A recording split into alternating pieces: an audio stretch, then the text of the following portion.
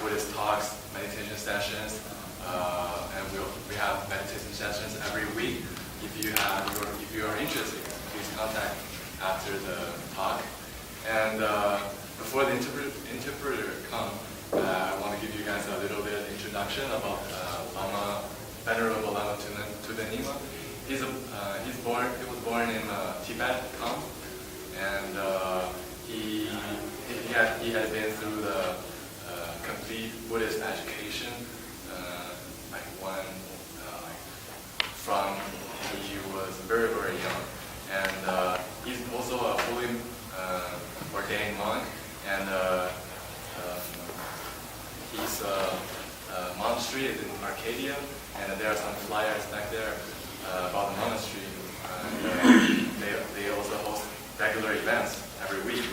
And so about our topic today is about Bodhicitta, meditation of Bodhicitta. What is Bodhicitta? You guys may be wondering. Bodhicitta is it's similar to compassion, but it's a little bit different. Also, Lama will introduce about that. And as Bodhisattva in India said, all the suffering in this world come from one seeking pleasure for himself or oneself, and all the suffering, all the pleasure actually come from the one seeking pleasure for others. And this is what Bodhicitta about. And meditation on Bodhicitta can help us relieve the suffering immediately and practice it daily is even better. And so let's welcome Lama to. We'll have a talk first, and then follow with the optional meditation session and a Q&A session.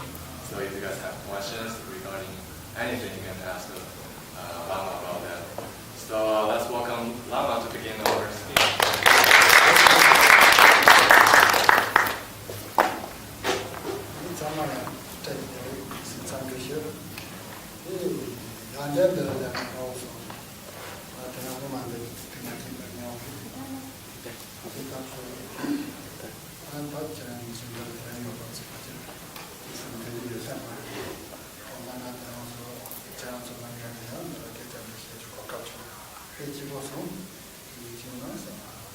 So I just want to begin by offering a formal Tibetan greeting, Prashade.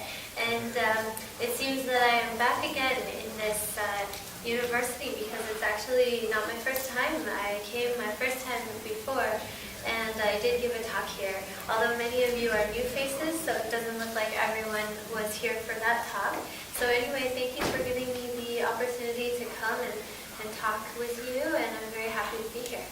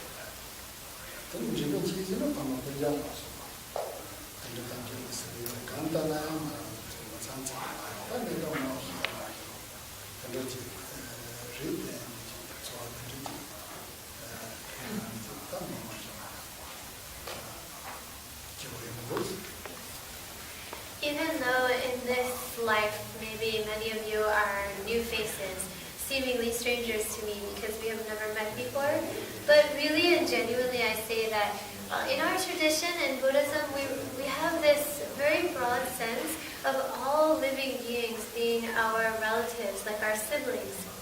And so we recognize different levels of siblings. For example, we have the category known as distant siblings. and then we have close siblings, and then we have extremely close biological siblings. So there are different categories. But basically what this recognizes is that even though in the temporary level we may not know one another in this embodiment and in this lifetime, with a broader picture we are actually all interconnected, and therefore we are all related, and therefore you are all my siblings. And so I don't feel like I am meeting strangers, even though in this life I might not recognize you. But then from the other perspective, those who have already entered the spiritual path, specifically the Buddhist path, we recognize as what we call Nyewejir, the close siblings. Close siblings means those who are like brothers or sisters following along the same path. And then, of course, you have your actual siblings, your actual relatives that you share the same parents. But all of this is just to say that even though I don't know all of you by name, actually you are all my siblings, and we are all connected. So I'm very happy to be here, and I definitely feel like I am not with total strangers. I feel like I'm amidst my family.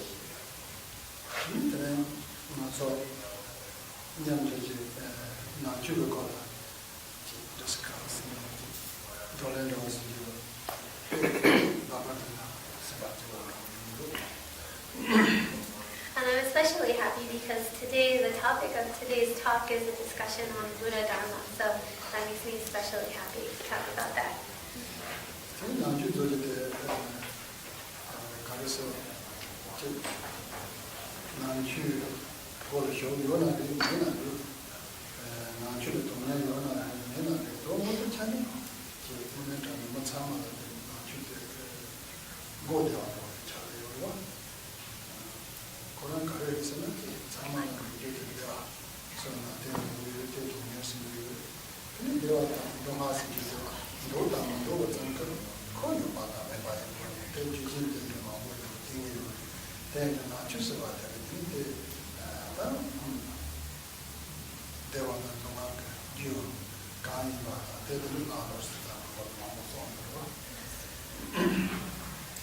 So generally speaking, whether or not one has officially entered into the door of the Buddha Dharma, becoming what is known as a Buddhist or not, when it comes right down to it, everybody needs a spiritual path. And why is that the case? Because everybody shares the quality of wanting to be happy. And yet, though we strive for happiness, without having a support system to teach us how to actually procure the causes of that happiness, we're sort of without that necessary ingredient for our own happiness. And although no being desires suffering, without recognizing what is the fundamental root of our suffering, we continue to perpetuate more suffering for ourselves.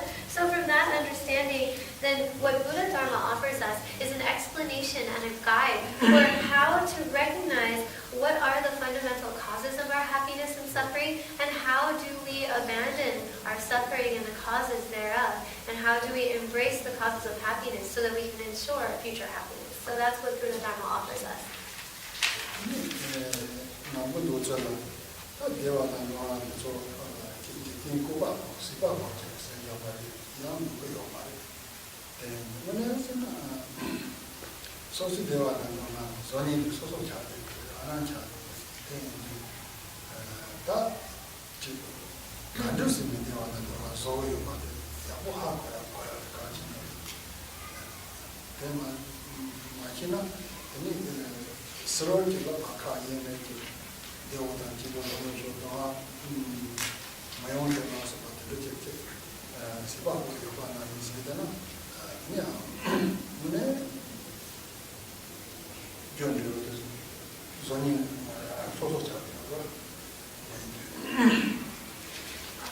Part of the belief system behind Buddhism is recognizing the agency that we play in our own experiences of happiness and suffering.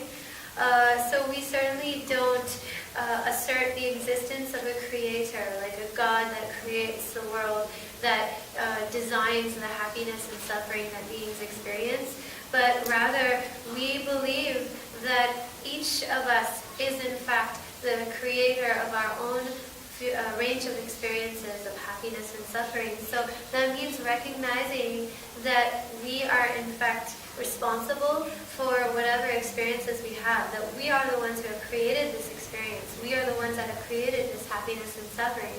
So now, how is this the case? That's what, understanding this is extremely important.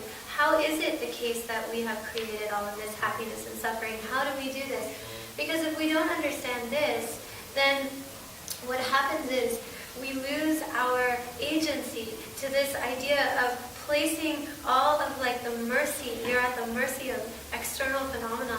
And so we feel like happiness or suffering is derived from outside of us and is dependent upon an outside force, exerting its power onto us. And so what happens is we can only just pray, oh, I want to be happy, may I be happy, oh, I don't want suffering. And we appeal to some outside creator that we've put in charge of our experiences, rather than coming down and looking at what is in fact the cause of our happiness and suffering, and how do we take agency for ensuring the most positive outcome.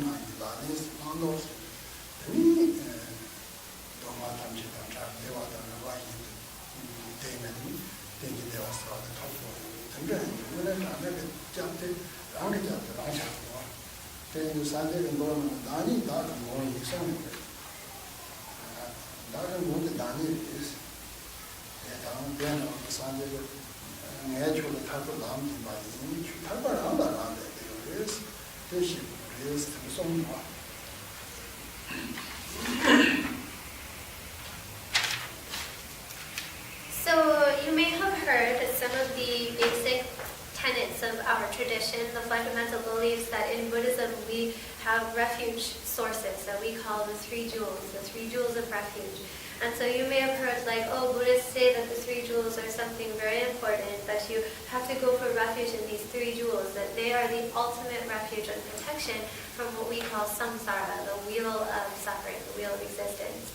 And so what are these three jewels? To explain them, well, first of all, the jewel of the Buddha. So Buddha basically refers to the awakened one, an awakened being who has complete omniscience, that recognizes the true nature of reality.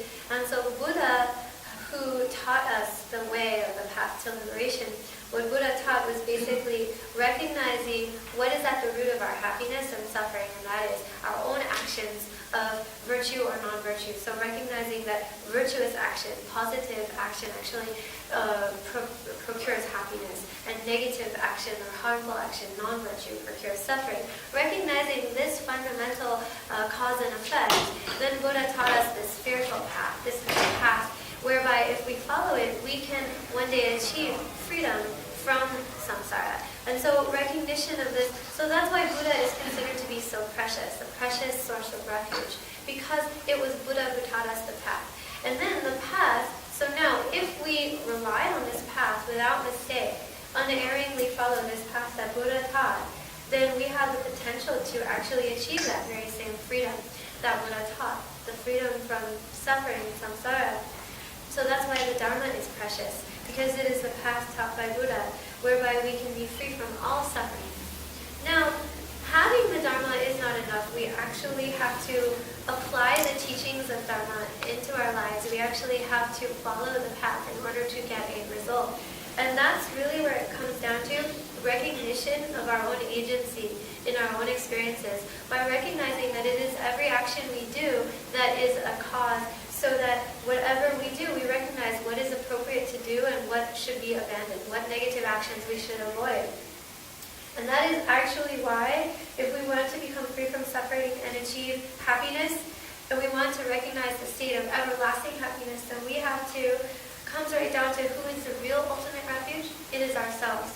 And so that means that's why Buddha himself, Buddha Shakyamuni said in the sutra, you are your own guide, you are your own master.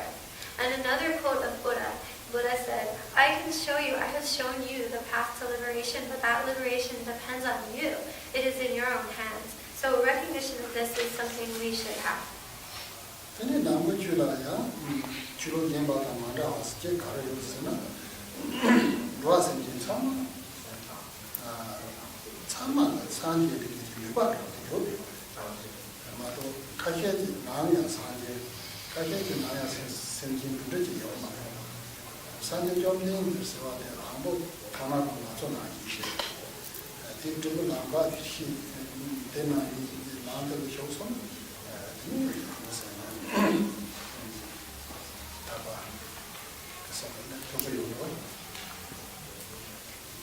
So one defining characteristic of our Buddhist tradition that sets us apart from, let's say, some other religious traditions is the belief and recognition that all creatures, all living things, all sentient beings, wherever they are, all of them have equal innate potential to become Buddhas. And so it isn't that we believe that some are sort of like always going to be these sentient beings and then there are always these Buddhas and there's this stark demarcation between Buddhas and sentient beings and some have it and some don't. But it is the recognition that actually even Lord Buddha Shakyamuni himself began just like us as an ordinary sentient being. But then recognizing the path to enlightenment and following along that path, that is how he awakened to a state of Buddhahood. So that is how he was able to achieve freedom.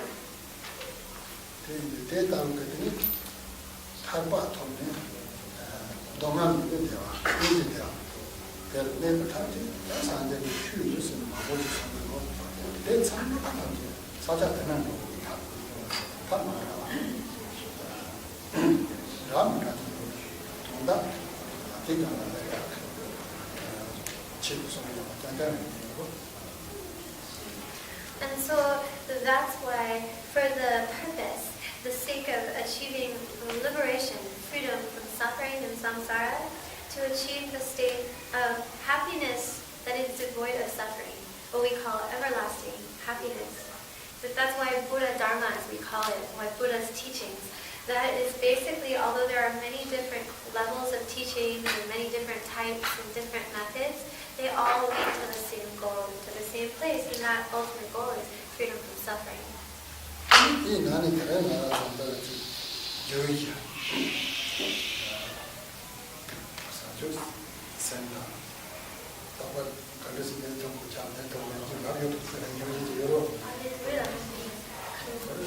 What's the topic of today's talk called? Awakening something. The awakening mind, Yes. Bodhicitta. Practice on that. Daily Bodhicitta practice.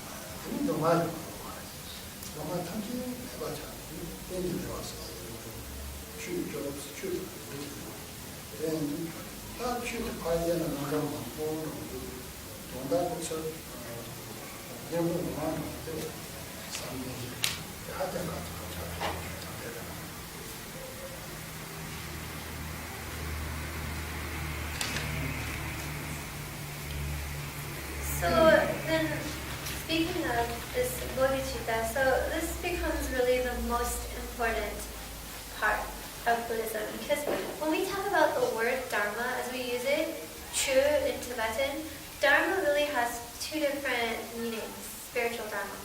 And these meanings are, one is the word Ju, which is a derivative of the word Chu, which is the Tibetan word for Dharma.